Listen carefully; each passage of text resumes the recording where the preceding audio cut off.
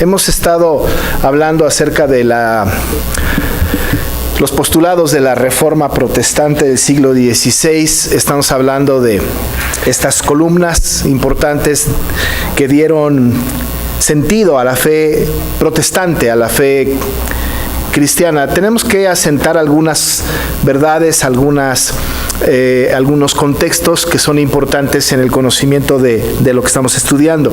Estamos celebrando, como ustedes saben, o recordando, como todos nosotros sabemos, estamos recordando los 500 años, ahora se cumplen, y recordamos la Reforma Protestante del siglo XVI, justo en 1517, de tal forma que de 1517 ahora, el próximo martes 31 de octubre, se cumplen justo los 500 años en que Martín Lutero colocó estas 95 tesis en contra del clero de su época, tesis en la catedral de Wittenberg, y después de ahí hubo una explosión importante respecto de la fe cristiana, lo que se llamó en ese tiempo la fe protestante, y a partir de ese momento se fue dando forma a lo que nosotros tenemos hoy como la Iglesia Cristiana Evangélica de nuestros tiempos. Nosotros que estamos aquí en este lugar ya desde hace muchos años, y la Iglesia Evangélica de los tiempos desde ese momento hasta la fecha ha sido una iglesia que tiene como fundamento estas 4 columnas importantes que hemos estado hablando a lo largo de la semana. El lunes pasado hablábamos de este primer postulado de la Reforma que tenía que ver con solo la Escritura. Hemos de recordar 2 o 3 cosas importantes. Lo más importante en este asunto, cuando revisábamos el solo la Escritura, es porque nosotros hemos estudiado y visto que en aquel tiempo la Escritura era pues un poco prohibitiva para el pueblo, era reservada para el clero de alguna manera. El pueblo no tenía como acceso, estaban en la Edad Media, en la época del oscurantismo, no había forma de tener acceso a la Escritura, de tal manera entonces que cualquier dogma que surgiera, cualquier idea que surgiera, cobraba mucha importancia. Pero no fue hasta cuando los post-reformadores y luego Lutero y otras personas vinieron a la palabra, vinieron a la Escritura y empezaron a estudiar la Escritura, y se dieron cuenta de que finalmente lo que estaba en la Escritura era la verdad, y que muchas cosas que se estaban diciendo en el ambiente clerical de aquel tiempo eran equivocadas, estaban desviadas, pues no estaban de acuerdo a la palabra de este tiempo, como la palabra perenne, la que siempre ha estado. Así que entonces lo que hizo Calvino fue Lutero fue justo decir, ¿no? Necesitamos tener la Biblia como fundamento, y si no me convencen a través de la Escritura, entonces yo no me puedo retractar de aquello que me están pidiendo que yo me retracte, y que Dios me ayude. Allá en la famosa dieta de Worm en 1521. Así que esto lo revisábamos el lunes. El martes vimos la sola fe, y veíamos nosotros que la sola fe era muy importante, sobre todo en el concepto de la justificación. Se decía en aquel tiempo cómo es que el hombre se puede justificar, a través de qué manera se puede justificar, y se hablaba pues en el ambiente de aquella época de que era importante hacer muchas obras de arrepentimiento. Hay que generar obras para que entonces nos presentemos delante de Dios y nos justifiquemos delante de Él, y Dios nos pregunta, ¿y por qué debo dejar entrarte a mi cielo? Entonces yo poder decir, bueno, me porté bien, hice lo correcto, etcétera, etcétera. Pero justo el tema de la justificación por la fe era un tema que también Lutero abordó, y decía, no es posible, las obras no salvan a nadie, lo que salva es la fe, la gracia salvadora, la fe. De ahí que sale este postulado de solo la fe. Tomó el pasaje de Efesios 2, 8 y 9, en donde se dice que por gracia sois salvos por medio de la fe, y esto no de vosotros, pues es don de Dios, y añade, no por obras para que nadie se gloríe. Esto lo revisábamos el martes y señalábamos los 3 conceptos de manera didáctica de los 3 contenidos o el contenido de la fe en tres vertientes, y hablábamos de estas palabras latinas como notitia, sensus y fiducia, y lo decíamos que en el español era conocimiento, razón y confianza. Esos son los elementos de la fe, y estudiamos este asunto en la palabra específicamente en Efesios y en Romanos. Pero también ayer estábamos viendo el otro postulado. Ya vimos la sola escritura, vimos el martes la sola fe, pero ayer estuvimos viendo uno de los postulados más hermosos que tiene la Biblia y la Reforma, que es la sola gracia. Y la sola gracia tiene que ver pues con que no por méritos uno salvo, no es méritos, nadie merece la salvación, nadie merece ir al cielo, es la pura gracia derramada, esa gracia dispensada de parte de Dios hacia aquellos que Él quiere derramar su gracia, o que quiso derramar su gracia desde antes de la fundación del mundo lo hizo, y entonces aquellos son receptores de esta maravillosa gracia. ¿Qué hay que hacer para obtener la gracia? La respuesta es nada, absolutamente no hay que hacer nada. El mundo moderno hoy día choca mucho con esta idea, porque el mundo de hoy piensa es que algo tengo que hacer, no puede ser tan fácil, no puede ser tan sencillo, pero la Biblia da testimonio de que no hay que hacer nada. Si la gracia se mereciera, dejaría de ser gracia. Si hubiera que hacer algo para merecer la gracia, entonces la gracia ya no sería gracia. Así que entonces la gracia fue un factor importantísimo y es el motor de la salvación y el vehículo que utiliza la gracia, como decía Pablo a los Efesios en el capítulo 2, verso 8 y 9, es la fe.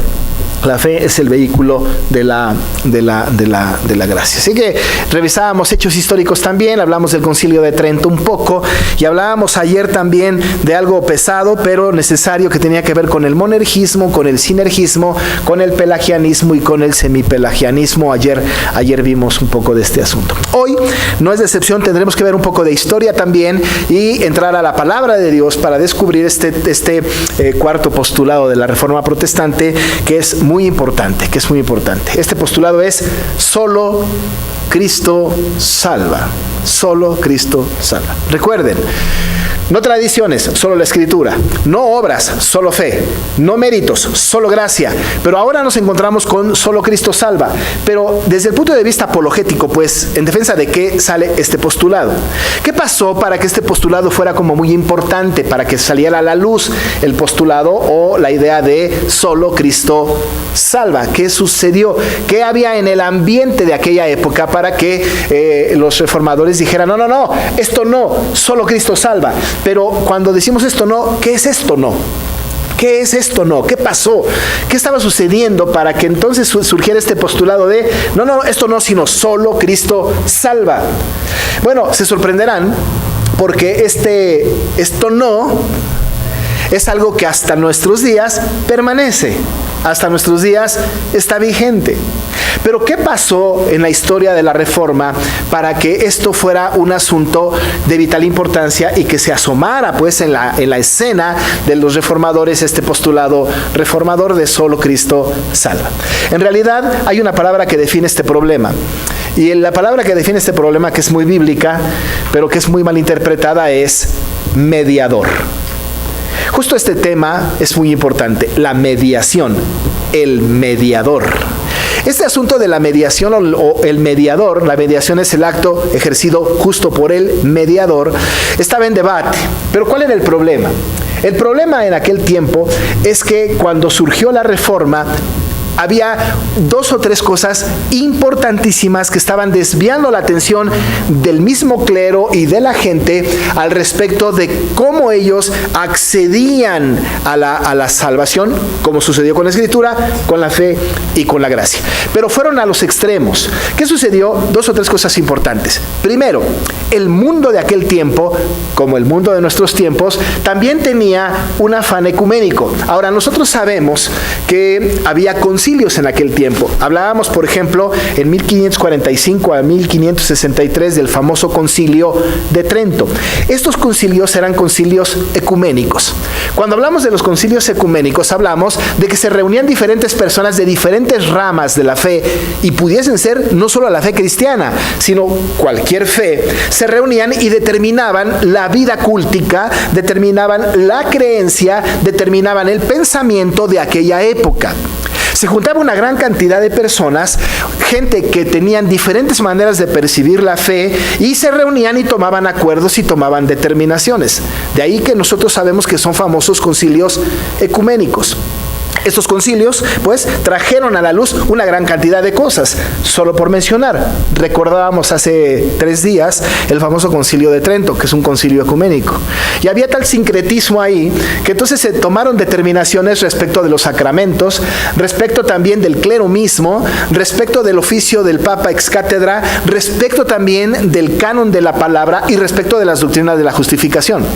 Pero nos podemos imaginar un poco un concilio ecuménico tratando el tema de la justificación. Y por ahí algunos que no son católicos, y por allá otros anglicanos, y por allá otros católicos, y por allá otros episcopales, y por allá otros de otras corrientes, opinando todos desde su perspectiva sobre un asunto bíblico que solamente la Biblia tiene autorización para decir.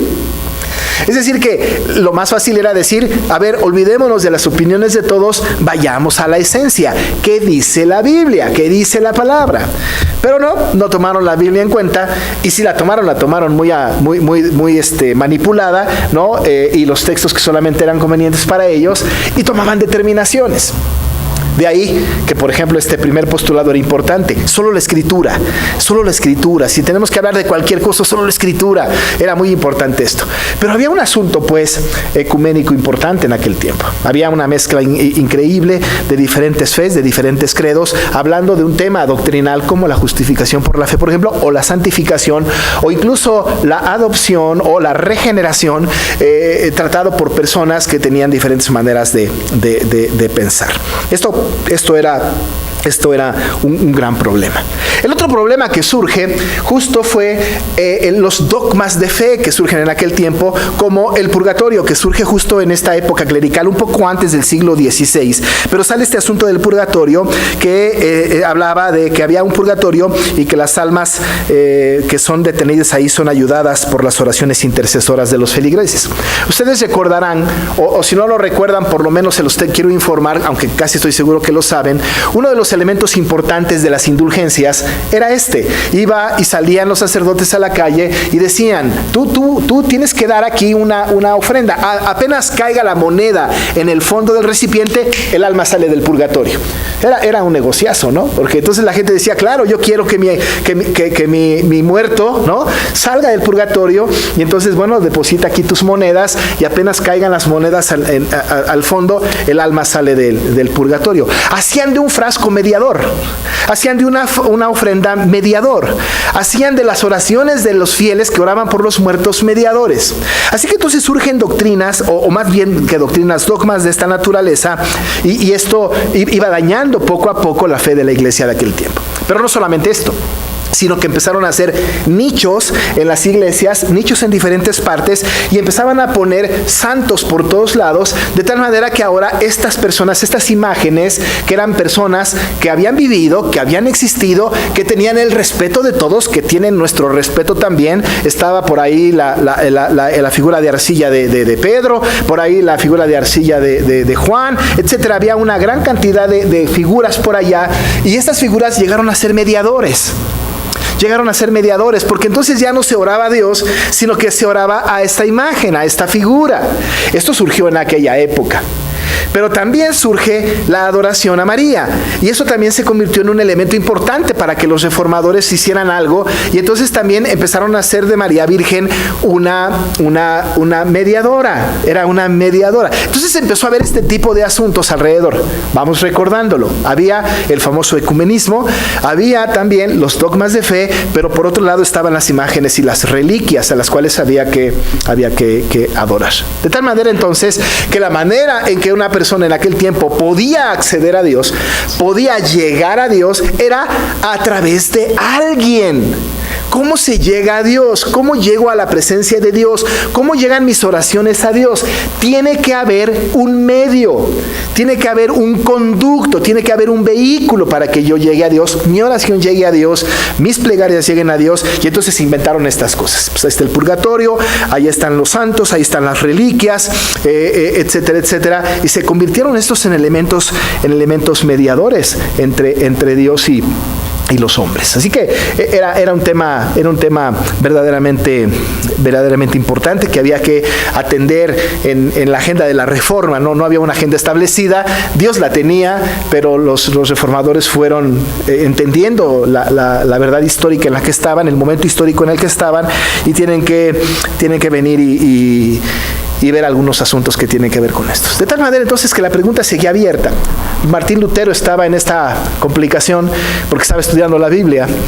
Juan Calvino también tuvo esta complicación y estaba leyendo la Biblia y estaba encontrando allí cosas que iban en contra de lo que les estaban enseñando y tuvieron que decir de alguna manera, tenemos que decir algo. Por eso nos llaman protestantes, ¿no? Porque protestaban de todo. Tenemos que protestar de esto, tenemos que decir que no estamos a favor, tenemos que decir que estamos en contra de esto. Y entonces protestaban, ¿no? Parte de las tesis de Lutero tenía que ver justo con el pago de las indulgencias, ¿no? Y él pega estas tesis porque tenía que protestar. No es posible que pongamos una gran cantidad de retenes espirituales para llegar a Dios. Estos mediadores que van subiendo de peldaño en peldaño para llegar a la presencia de Dios. Es tan complicado llegar a Dios, es tan complicado estar en la presencia de Dios, es tan complicado ser ayudados por el Señor, es complicado tener este asunto de mediación. Así que teníamos por ahí el ecumenismo, que todo el mundo decía en el ecumenismo, todos los caminos conducen a Roma, ¿no? ¿Tú qué crees? No, pues yo creo en Buda, y tú, yo creo en tal, yo creo en tal cual, tú en Dios, tú, perfecto. No importa lo que creas, todos conducen a Dios. Entonces de repente había un montón de mediadores. Por otro lado estaba justo lo que le acabo de decir, las reliquias, los santos, las imágenes y los dogmas de fe. Esto es lo que nos conduce, lo que nos conduce a Dios. Pero de repente empezó a haber una cosa más sutil y empezaron a hablar acerca de que incluso la iglesia misma era mediadora. La iglesia es mediadora. Tú ven a la iglesia y estando en la iglesia llegas a Dios. Ven a la iglesia y la iglesia te conduce a Dios sin lugar a dudas, pero va directito al Señor. Este asunto fue debatido en aquel tiempo, tan debatido que incluso se hicieron confesiones importantes al respecto de este tema. Pero cuando se encontraron con esto, la pregunta era, ¿qué dice la Biblia? Porque si el primer postulado era solo la Escritura, pues vamos a la Escritura. Y ellos no tenían, hermanos, esta Escritura que tenemos nosotros, que algunos llaman la Biblia protestante. No, la Biblia que usan, la católico-romana, pues, la Biblia, esa es la Biblia que tenían, y esa Biblia tiene verdad profunda, ¿no? Entonces se fueron a la palabra, se fueron a la Biblia a ver qué decía. ¿Dónde en la Biblia se habla de muchos mediadores? ¿Dónde en la Biblia se autoriza que podemos nosotros llegar a Dios a través de tantos retenes espirituales? ¿Cómo? ¿Dónde? Y entonces empezaron a buscar con celo, con cuidado además los reformadores para no equivocarse, orando por supuesto al Señor para buscar las verdades bíblicas importantes. Y entonces Lutero se topó con un pasaje. Como siempre, cuando habló de la Escritura se topó con Romanos 1, 16 y 17. Cuando se hablaba de la gracia y de la fe se topa con Efesios 2, 8 y 9. Cuando se habla de la fe se topa con Romanos 4. Pero ¿qué pasó con el postulado de solo Cristo salva? En este asunto de la mediación. Bueno, entonces de repente vienen a este maravilloso libro que es Primera de Timoteo, capítulo 2. Primera de Timoteo 2. Y en el versículo 5... dice, porque hay un solo Dios y un solo mediador entre Dios y los hombres. Jesucristo, hombre. ¿Cómo se puede interpretar un texto así? ¿O cómo se puede malinterpretar más bien un texto así? Es tan difícil malinterpretarlo. Es tan complicado malinterpretarlo, porque malinterpretar este texto tiene que ver más con necedad que con verdad. Porque es tan claro, ¿no? Ahora, ustedes me dirán, sí, pero está en español, la Biblia estuvo escrito en griego. Pues en el griego dice lo mismo. Justo lo mismo. Lo que dice la Biblia es que hay un solo Dios, hay un solo mediador entre Dios y los hombres, el cual es Jesucristo, hombre. Hay tres cosas importantes en el texto que vale la pena señalar, analizar y descubrir por qué aquellos dijeron, solo Cristo salva. Primero, es que dice el texto, porque hay un solo Dios, no muchos dioses, no una gran cantidad de deidades. En aquel tiempo, por supuesto, había la corriente o la idea de que había muchos dioses. En la época del Antiguo Testamento era peor. Había muchos dioses. Había Baales, estaba Acera, había una gran cantidad de dioses. En la época del Nuevo Testamento, por la cultura griega, sobre todo en Atenas y en Éfeso y en Corinto, había una gran cantidad de idolatría a los dioses griegos. Tanto que a Pablo y a Bernabé lo confundieron con Mercurio y Júpiter. Había una gran alabanza a los dioses griegos, que por cierto eran completamente mitológicos. Pero había una adoración a los ídolos, una adoración a los dioses, había una gran cantidad de los dioses. Por eso cuando el Señor saca al pueblo de Israel de Egipto, allá en Deuteronomio 6:4, ustedes se acordarán, ¿no? La famosa Shema, ¿no? Oye Israel, Jehová nuestro Dios, Jehová uno es. No se vayan con otros dioses. Lo que está diciendo el Señor a Moisés en aquel tiempo cuando estaban en el camino al desierto, oye Israel, ¿no? Jehová, nuestro Dios, Jehová, uno es. No hay dos dioses, no hay tres dioses. Solamente uno posible, uno existente. La única persona que no cree que esto sea verdad es un ateo. Pero cualquier persona que ejerce una fe debe de saber que el único Dios al que adora es este Dios Jehová. Es este Dios revelado en la palabra. Es el único. Jehová nuestro Dios, Jehová uno es. Luego entonces Pablo le dice a Timoteo, porque hay un solo Dios. Es como la Shema del Nuevo Testamento, ¿no? Hay un solo Dios. No muchos, no varios, uno solo. Esto rompe incluso lo que decía Lutero en un escrito, esto rompe con el ecumenismo. No es cierto que muchos caminos conducen, no hay una gran cantidad de dioses, no es cierto que hay una gran cantidad de verdades. La única verdad posible y absoluta es la verdad de que hay un solo Dios. Y el Dios que nosotros adoramos, el Dios de la revelación, el Dios de la Biblia. Ese es un principio importante. Para llegar al punto de que solo Cristo salva, tenemos que entender, lo primero es que hay un solo Dios, uno, y no un montón de dioses. De ahí entonces que nosotros nos declaramos culpables, somos monoteístas. Nosotros solamente creemos en un Dios. No somos politeístas, no creemos que todo es Dios. Ahora, nuestra época está caracterizada por eso. Hay una gran corriente ahora, hay un gran montón de gente, humanista sobre todo, que la madre naturaleza y el Dios sol y la diosa luna y el Dios mar y el Dios no sé qué, y hacen a todo Dios. Nosotros no somos panteístas, creemos en un solo Dios y nos declaramos culpables. Somos monoteístas, creemos en un solo Dios. Para los cristianos de aquella época, esta era una verdad fundamental. Y por cierto, no era una verdad debatible. La mayoría de los creyentes podían entender esto. El gran debate estaba en el clero, en las autoridades, en los príncipes de aquella época. El pueblo noblemente seguía creyendo que había un solo Dios. Entonces, ¿dónde estaba el problema? El problema es cómo llegar a ese Dios. ¿Es que todos los caminos conducen a Roma? ¿Es que todas las maneras? ¿Es que lo que nos han dicho, la historia de nuestro tiempo, lo que nos han dicho de cómo llegar a Dios, esto es cierto? ¿Es que a través de nuestras buenas obras que se convierte en una mediación?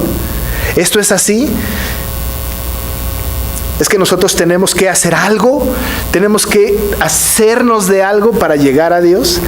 Entonces, el apóstol Pablo sigue diciéndole a Timoteo, hay un solo Dios, y luego dice, y uno solo mediador entre Dios y los hombres. Empieza a responderse a la pregunta. Ya entendemos que hay un Dios. Ese es el Dios bíblico. Ese es nuestro Shema.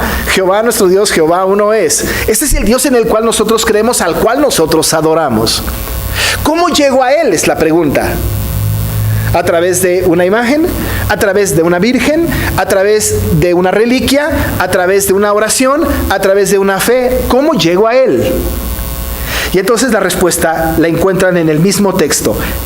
Un solo mediador entre Dios y los hombres. Uno solo. Evidentemente, no dos ni tres, uno, ¿no? Es una perogrullada esto, ¿no? Pues si dice uno, no dos, no tres, uno.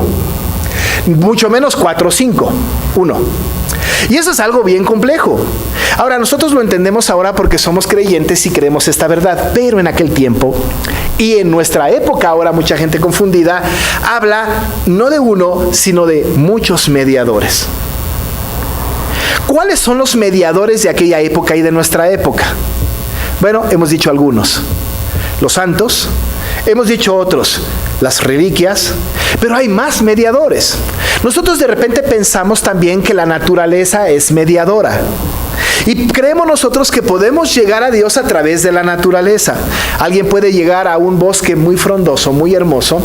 Los que conocen la Sierra de Chiapas pueden estar de acuerdo conmigo. Ir a Chiapas es disfrutar, y sobre todo allá en las zonas de Palenque y todas estas zonas boscosas hermosas, uno puede decir, qué Dios tan maravilloso que hace maravillosa obra, genial, o en el mar, o en las montañas, etcétera. Pero la pregunta es, ¿se puede encontrar la naturaleza? ¿Puede ser mediadora para llegar al conocimiento pleno de Dios? La respuesta es, no se puede. No se puede. ¿Cómo entonces? Ni las reliquias, ni los santos, ni las vírgenes, tampoco la naturaleza, tampoco la iglesia. ¿Cómo se llega entonces a Dios? ¿Cómo es que llegamos a Él? El apóstol dice, un solo mediador. Nosotros hemos sido necios. En aquel tiempo la gente era necia, porque conociendo esta verdad de un solo mediador, buscaban a Dios a través de otras mediaciones. El Papa se convirtió en un mediador en aquel tiempo y en nuestros días también.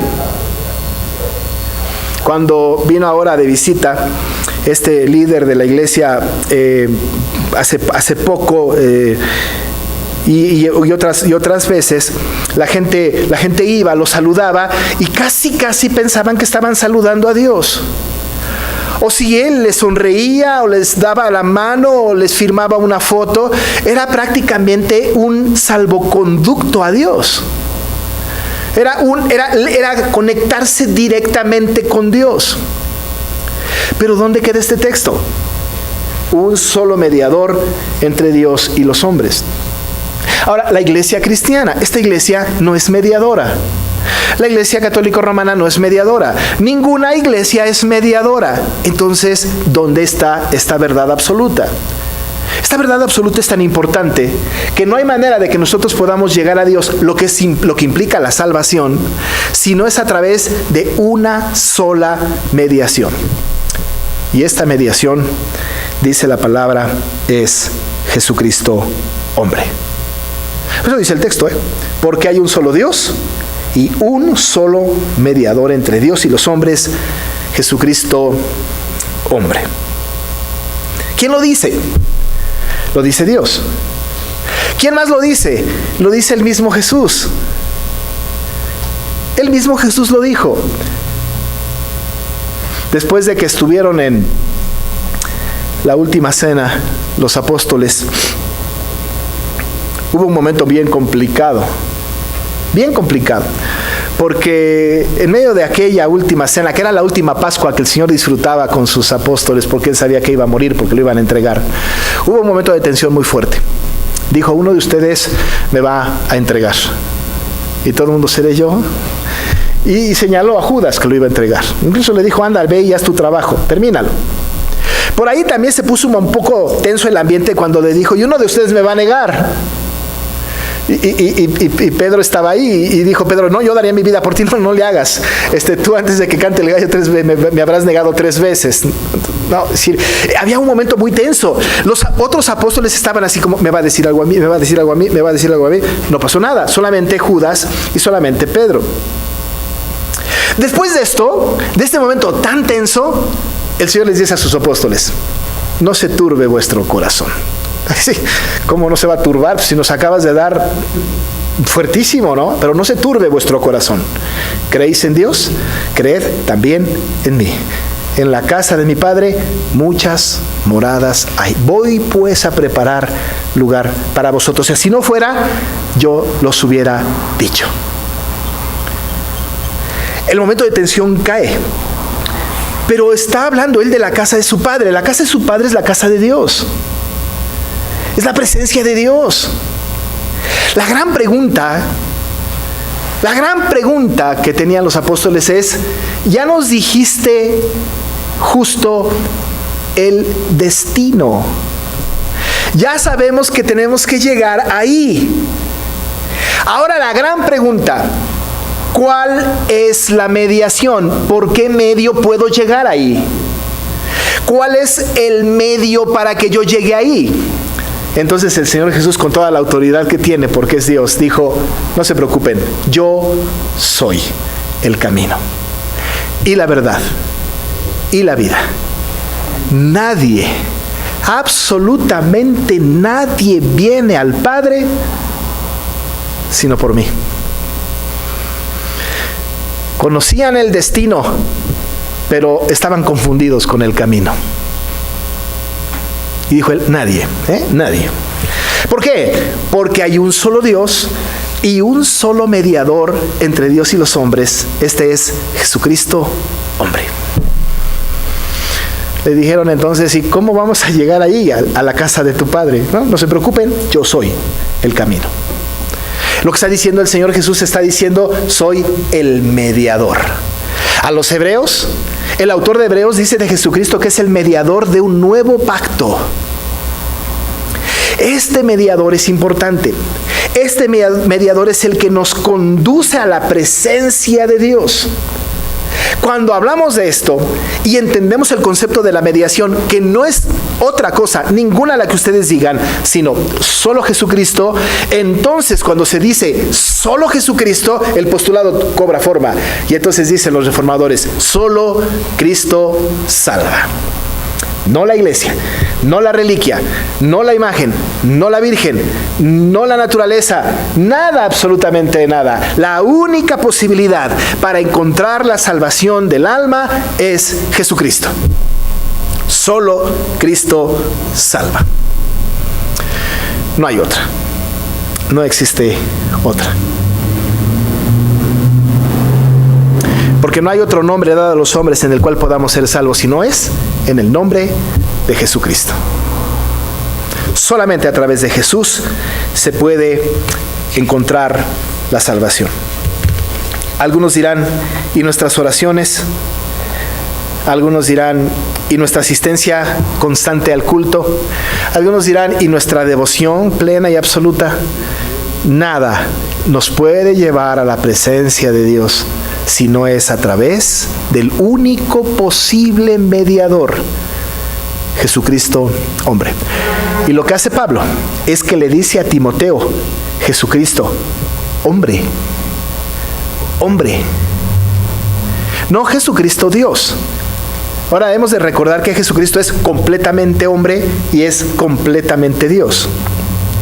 Pero era necesario que un hombre viniese para que la ira de Dios fuera descargada sobre él, la ira de Dios que tenía que ser descargada sobre nosotros, fuera descargada sobre él, para que él cargara, como leímos ya en Isaías, él cargara con todos nuestros pecados. Cargando él con todos nuestros pecados, se convirtió en el gran sumo sacerdote, que fue tentado en todo, pero sin pecado. Y solamente a través de él, por su obra vicaria, por su obra de expiatoria, nosotros tenemos entrada al Padre en el cielo. Si usted me dice, pastor, quiero que ore por mí para que yo sea salvo, pues no lo voy a hacer, porque yo no soy mediador. Nadie es mediador, nada es mediador. El único mediador es Jesucristo. Y el apóstol Pablo dijo, porque hay un solo Dios y un solo mediador entre Dios y los hombres. Este es Jesucristo, hombre. La iglesia debatió el asunto. Se encolerizaron en Roma. Se molestaron mucho con Lutero, porque al decir que solamente Jesucristo salva y que Él es el único mediador, desbancaba al Papa de ese tiempo, desbancaba las imágenes de aquel tiempo, quitaba el negocio de aquel tiempo, porque entonces la gente tenía que centrar su atención en alguien que no veía, que no oía, pero que estaba escrito y que era conocido en la sola Escritura, y que daba fe de que esta verdad era absoluta.